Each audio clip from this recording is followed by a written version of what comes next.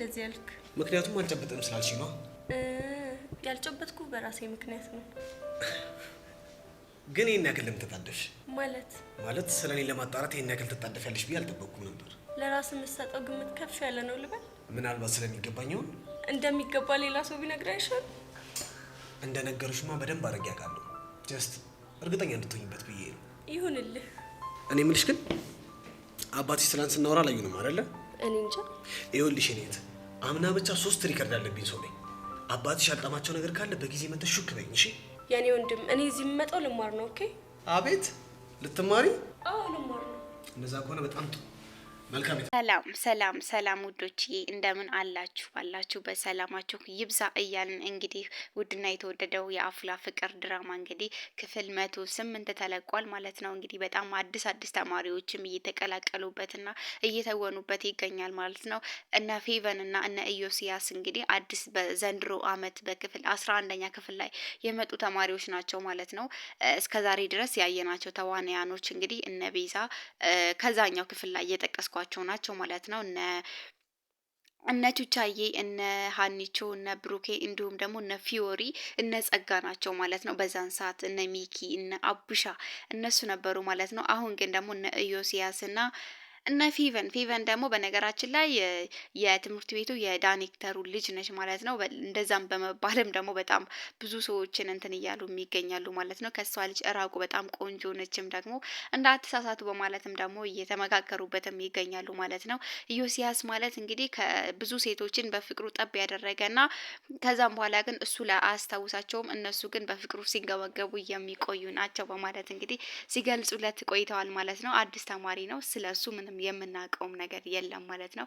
እንዲሁም ግን በአምና ክፍል ላይ 3 አብሰንት የተጫረ እንደነበረ ተናግሯል ማለት ነው። እንዲሁም ደግሞ ፌቨንም ደግሞ ስላነጋገርኩሽ እንግዲህ ፈጣሪሽን አመስግኝ ሲላትም ደግሞ እንግዲህ ውለታ አለብኝ ስትለውም ስለ ትምህርት ቤቱ ስለ ክሩ ስለነገራት ማለት ነው። ስለዚህ ውለታዬን በአንድ ነገር ያዥልኝ በቃ ችግር የለውም፣ ምክንያቱም እኔ መጫሬ ስለማይቀር ያኔ አባትሽን ታባቢልኛለሽ ትለምኝልኛለሽ በማለትም ደግሞ በቀጣዩ ክፍል እንደዛ ሲል ገልጸውላታል ማለት ነው። እንግዲህ ፌቨን በጣም ቆንጆ ነች፣ በጣም ደግሞ እየተከታተሏትም ነው። ስለ ኢዮስያስ በጣም አስቸጋሪ ልጅ እንደነበረ ምንትን ብለዋል ማለት ነው። እንዲሁም የአስተማሪ በቃሉ ልጅም ወንድምም ደግሞ እነ ቅዱስም ደግሞ ያው አዲስ ነው። ከሱ ጋርም ደግሞ ብዙም እንትን እያሉም አይደለም ማለት ነው። እሱ እንኳን 11ኛ ዲ ክላስ ነው፣ እነ ጸጋ ክላስ ማለት ነው። ቤተሰቦችዬ እንግዲህ ደንባሪት ደግሞ በጣም ብዙ እንትኖች ውስጥ እንደነበረችም በጣም ጨንቋታል። እንዲሁም ደግሞ ፊዮሪም ደግሞ አይዞሽ እያለች ስታበረታታትንም አይተናል ማለት ነው። ፊዮሪ እንግዲህ እኔ ያለሁልሽ ምንም ነገር አይፈጠርም፣ ወንድ የትኛውንም ጋርድ ብታመጣ እኔ አልፈራትም፣ እኔ ፊዮሪ በማለትም ጀግንነቷን አሳይተናለች። ምክንያቱም ተንበርከኪ ሲላት ራስህ ተንበርከክ ነው ያለችው ማለት ነው። እንዲሁም ደንባሪት ደግሞ እኔ ሽንቴ ልለቀው ነው ስትልም ደግሞ አንቺ ሽንታም እያለችም እንትን ብላታለች። በጣም ነው ደስ የሚል ዘና እያላችሁ የምታዩ ቻናል ነው ማለት ነው። ቤተሰቦቼ እንግዲህ ቻናላችንን ሼር፣ ኮፒ ሊንክ እንዲሁም ሰብስክራይብ በማድረግ ተቀላቀሉን እያለን እንግዲህ ቤተሰቦቼ ፊዮሪ እንግዲህ ከዚህ ሁሉ ነገር በኋላ ወደ ትምህርቷ መመለሷን በጣም ደስ የሚል ነገር ነው። እንዲሁም በበፊቱ ክፍል ላይ በክፍል 100 ላይ 103 104 አካባቢ ላይ ፊዮሪ አልነበረችም ማለት ነው። ምክንያቱም ዙፋን የምትለው ልጅ ሀና ፍቅረኛ ብሩኬ ነው ማለት ነው። በዛን ሰዓት እንግዲህ ፊዮሪ የምታፈቅረው ልጅ የሀና ፍቅረኛ ነው ማለት ነው። እንዲሁም ደግሞ በዛ ምክንያት በጣም ብዙ መከራዎችን እና ብቸኝነትን በጣም ያሳለፈች ልጅ ነች ማለት ነው።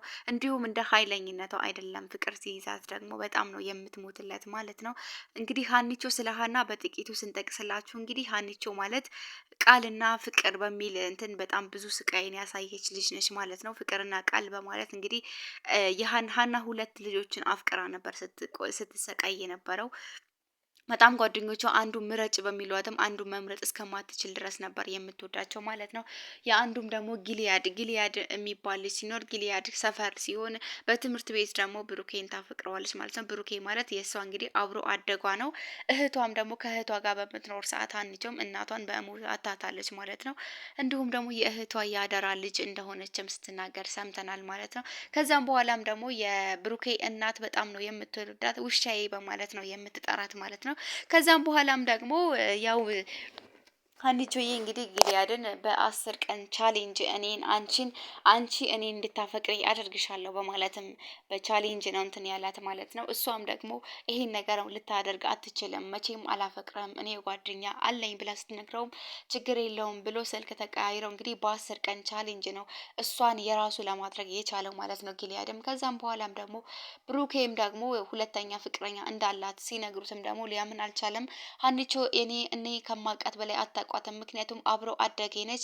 ስለ ሀኒቾ ምንም ማሰብ አልፈልግም፣ ምክንያቱም እሷ የኔና የኔ ብቻ ነች ስትልም ደግሞ ሲጠይቃትም አዎ 2 ፍቅረኛ ነው ያለኝ፣ አንዱ ምረጭ ሲሏትም መምረጥ አትችልም ማለት ነው። ከዛም በኋላም ደግሞ ፊዮሪ ደግሞ የብሩኬ ፍቅረኛ ነች። ብሩኬ ሀኒቾ ነው የሚወዳት፣ ፊዮሪ ደግሞ ብሩኬ ነው የምትወደው ማለት ነው።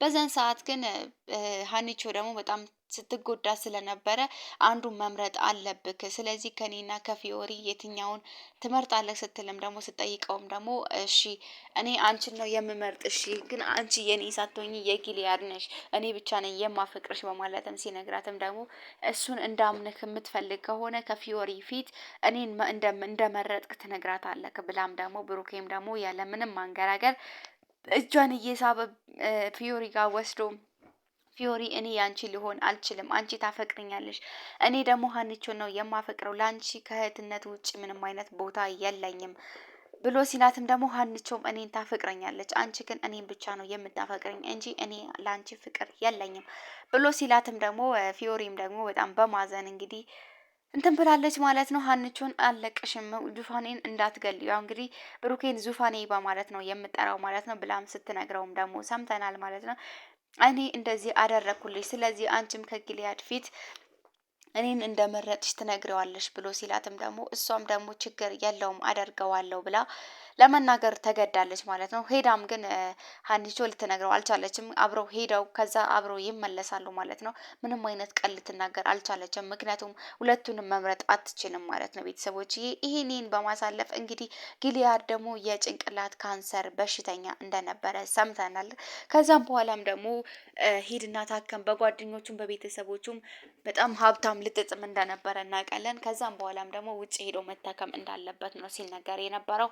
በዛን ሰዓት ግን እሱ ውጭ በሄደበት ሰዓት የሚያስበውና በጭንቅላቱ ላይ የሚመላለሰው ነገር ቢኖር ሀኒቾ የብሩኬ ሆና የሚያገኛት ስለመሰለው ብቻ እኔ አልሄድም፣ በፍጹም ሊሄድ አልችልም በማለት እንትን ሲሉትም እንዲሁም ደግሞ እነሱም ደግሞ መሄድ አለብክ በማለት ጓደኛውም ደግሞ ሀንቾን ጠርቶ በቃ መሄድ አለብህ፣ ቃል ግቢለት፣ መቼም ከሱ እንደማትርቂ ንገሪው በማለትም ደግሞ እሷም ደግሞ እኔ የምፈልገው የእሱን ሰላም መሆን ብቻ ነው፣ ችግር የለውም በማለት ቃል ገብታለታለች።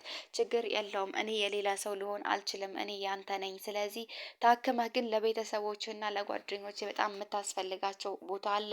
ታመክ ሳይሆን ጤነኛ ስትሆን ነው ለእኔም የምትኖረው በማለት እንግዲህ እንዲሄድ አድርገዋለች። እሷም ቃል ገብታለታለች ማለት ነው። ቃል ከገባችለት በኋላ ግን ብሩኬ ደግሞ እሷ ጋር እንትን ለማለትም አስቧል ማለት ነው። ለመታረቅ በጣም ብዙ ጊዜ እንደምናየው ብዙ ጊዜ ተጣልተው ብዙ ጊዜ ታርቀዋል ማለት ነው። እንደዛ ሲላትም ደግሞ ቃልና ፍቅር የሚባል ነገር እሷን በጣም አምታተውባትም ስለነበረ የትኛውን መምረጥ እንዳልቻለችም ተሰምቶናል ማለት ነው። ከዛም በኋላ ግን ብሩኬ ጊልያድም ታክሞ ከመጣ በኋላ ሀኒቾን እንደነበረች አላገኛትም ማለት ነው። ብሩኬ ጋር ሆና ነው ያገኛት። ከዛም በኋላም ግን ብሩኬም ደግሞ እኔ እንዲሁ ልቀበልሽ አልችልም፣ ምክንያቱም ቃልህን አንሳልኝ በይው ሲላትም ደግሞ ከሱ ፊትም ስትሄድም ደግሞ ስጠይቀው ድፍረቱን መቼም ላነሳልሽ አልችልም በማለትም እንግዳውስ እንደዛው ልትቀጠል ትችላለህ፣ እኔ ግን የብሩኬ ነኝ፣ ብሩኬን ከልቤ በጣም አፈቅረዋለሁ፣ እሱንም መርጫለሁ ብላ ስትለውም ደግሞ እንግዲህ ብሩኬም በጣም እንትን በማለት ከዛም በኋላም ደግሞ ጊልያድን አብረው ሄደው ቃሏን ለማንሳት ስል ባለመቻሏ እንግዲህ ብሩኬም ደግሞ ከዚህም በኋላ አንቺ እኔን የምታፈቅሪኝ በምላስሽ ብቻ ነው እንጂ ከልብሽ የምታፈቅረው ከልብሽ ሊወጣ የማይችለው ጊልያድ ነው በማለት ከትምህርቱም እንግዲህ ላለመምጣት ወስኗል ማለት ነው። ፊዮሪም ደግሞ ዙፋኔን ለምንድን ነው ምን አድርገሽ ነው ዙፋኔን በማለት አንቃንተን ስትላትም ደግሞ ስትመታትም ደግሞ እንግዲህ አብረው በመሆን ብሩኬም ደግሞ አይቷት ስለነበረ እንግዲህ ፊዮሪን በጥፊ መቷታል ማለት ነው። ፊዮሪ ግን ብሩኬን መማታት አቅቷት ሳይሆን እንዲሁም ደግሞ ፍቅር የሚባል ነገር ነው። ፊዮሪ በጣም ሁሉንም በጣም ታከብራለች እንጂ ማንንም ነው የማትፈራ ማለት ነው። ከዛም በኋላም እንግዲህ ጊልያድም ደግሞ በቀስቴ እሷን ለማሳገት ወስኗል ማለት ነው። ቀስቴ እሷን አሳግቶ ከዛ እሱን የራሷ ለማድረግ ነበር ያሰበው። ቀስቴም ሀኒቾን ሊያግዛት የቻለው በዛ ምክንያት ነው ማለት ነው።